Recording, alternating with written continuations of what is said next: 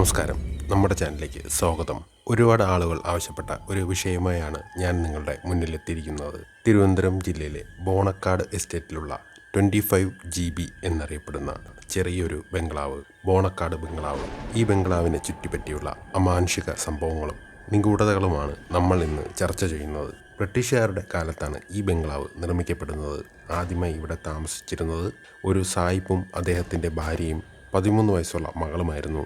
സന്തോഷകരമായ ഒരു ജീവിതമായിരുന്നു അവർ നയിച്ചിരുന്നത്. എന്നാൽ ഒരു ദിവസം ദുരൂഹമായ സാഹചര്യത്തിൽ അവരുടെ 13 വയസ്സുകാരിയായ മകളെ മരിച്ച നിലയിൽ കണ്ടെത്തുകയായിരുന്നു.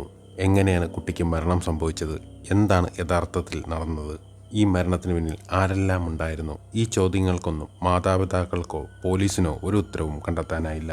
മകളുടെ മരണത്തിൽ തളർന്നുപോയ ആ മാതാപിതാക്കൾ തിരിച്ച് ഇംഗ്ലണ്ടിലേക്ക് മടങ്ങി.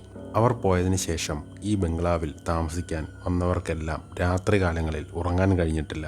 രാത്രി ഉറങ്ങാൻ കിടക്കുമ്പോൾ ചില സാധനങ്ങൾ നിലത്ത് വീണ് പൊട്ടുന്ന ശബ്ദവും ഒരു ചെറിയ പെൺകുട്ടി കരയുന്ന ശബ്ദവും അവർ നിരന്തരമായി കേട്ടിരുന്നു. പലരും ധൈര്യം സംഭരിച്ച് ഇവിടെ താമസിക്കാൻ വന്നെങ്കിലും ഈ അനുഭവങ്ങൾ കാരണം എല്ലാവരും ഈ ബംഗ്ലാവ് ഉപേക്ഷിച്ചു പോകാൻ നിർബന്ധിതരായി.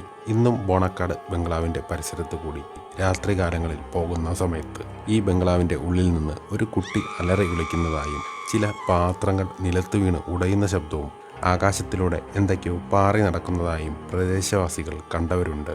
അതുകൊണ്ട് തന്നെ 60 വർഷത്തിലധികമായി ഈ ബോണക്കാട് ബംഗ്ലാവ് ആരും ഉപയോഗിക്കാതെ ഇങ്ങനെ കിടക്കുകയാണ്. രാത്രിയായി കഴിഞ്ഞാൽ ഈ ബംഗ്ലാവിൻ്റെ പരിസരത്ത് കൂടി യാത്ര ചെയ്യാൻ പോലും ഈ പ്രദേശത്തുകാർക്ക് ഭയമാണ്. ബോണക്കാട് ബംഗ്ലാവിനെക്കുറിച്ചും സമാനമായ മറ്റ് നിഗൂഢ സ്ഥലങ്ങളെക്കുറിച്ചുമുള്ള നിങ്ങളുടെ അഭിപ്രായങ്ങളും അനുഭവങ്ങളും കമൻറ്റ് ബോക്സിൽ രേഖപ്പെടുത്തുക.